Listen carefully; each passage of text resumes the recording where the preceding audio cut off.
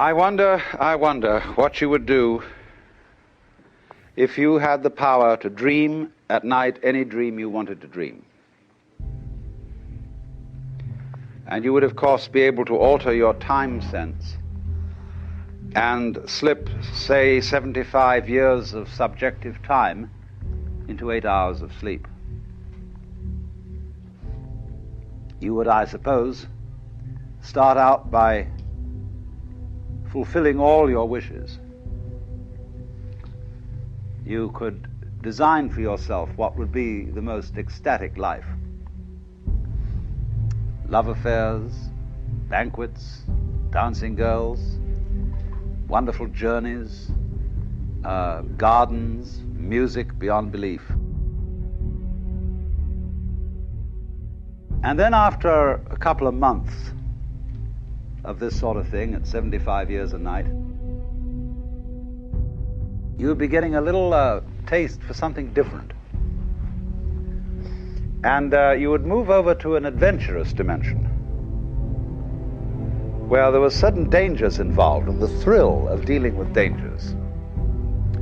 And you could rescue princesses from dragons and go on dangerous journeys, make wonderful explosions and blow them up, eventually get into contest with enemies. And after you've done that for some time, you'd think up a new wrinkle to forget that you were dreaming, so that you would think it was all for real, and to be anxious about it, because it'd be so great when you woke up. And then you'd say, well, like children who dare each other on things, how far out could you get? What could you take?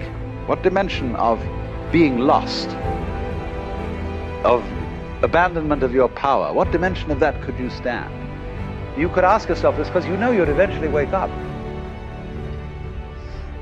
And after you'd gone on doing this, you see, for some time, you would suddenly find yourself sitting around in this room with all your personal involvements, problems, etc., talking with me.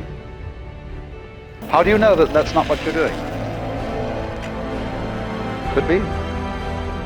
Because after all, what would you do if you were God? If you were what there is, the self. In the Upanishads, the basic texts of Hinduism, one of them starts out saying, in the beginning was the self. And looking around, it said, I am. And thus it is that everyone to this day, when asked who is there, says it is I.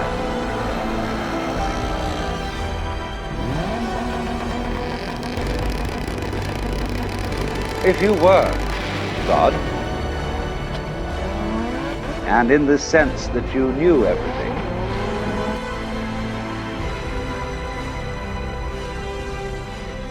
you would be bored.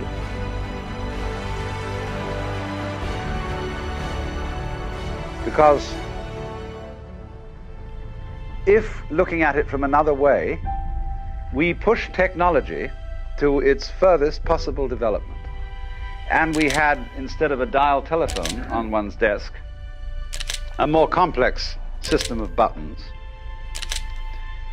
and one touch would give you anything you wanted, Aladdin's lamp, you would eventually have to introduce a button labeled surprise. Because all perfectly known futures, as I pointed out, are past. They have happened, virtually.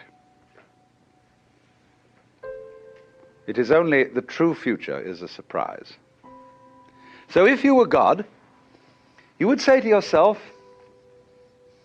man, get lost.